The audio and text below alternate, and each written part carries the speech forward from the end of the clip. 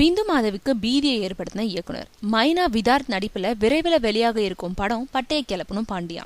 இந்த படத்துல வழக்கு எண் ஜன்னலோரம் படங்கள்ல நடிச்ச மனிஷா யாதவ் நாயகியா நடிச்சிருக்காங்க.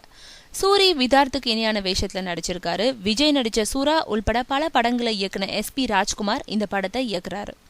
இந்த படத்தோட பிரஸ் மீட்ல விதார்த்துக்கு ஜோடியா நடிக்க தான் பிந்து மாதவி, சுனைனா உள்பட சில நடிகர்கள் கிட்ட கால் ஷீட் கேட்க போன போது அவங்க கேட்ட சம்பளம் தலை சுத்த வச்சிடுச்சு. மார்க்கெட்டே இல்லாத இந்த நடிகைங்க கொஞ்சம் கூட நான் கூசாம இப்படி பேசுறாங்களேன்னு கடைசியா மனிஷா யாதவ் கிட்ட போன போதுதான் கொடுக்கறத கொடுங்க, நான் நடிக்கிறேன்னு முன் வந்தாங்கன்னு சொல்ற SP ராஜ்குமார் மனிஷாவை ரொம்பவே உயர்வாகவும் பேசுறாரு.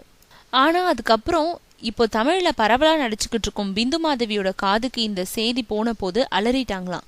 தன்னோட பேரை அவர் குறிப்பிட்டு சொன்னதுனால தான் தாறுமாறா சம்பளத்தை உயர்த்திட்டதா கருதி மீடியம் பட்ஜெட் கம்பெனிகள் விலகி சென்று விடுவாங்களேன்னு தடுமாறிட்டாங்களாம். அந்த நேரம் பார்த்து அவர்கிட்ட பட விஷயமா பேசிக்கிட்டு இருந்த ஒரு படாதிபதி திடீர்னு பிந்து மாதவியோட ட்ராக்லயே வரலையா.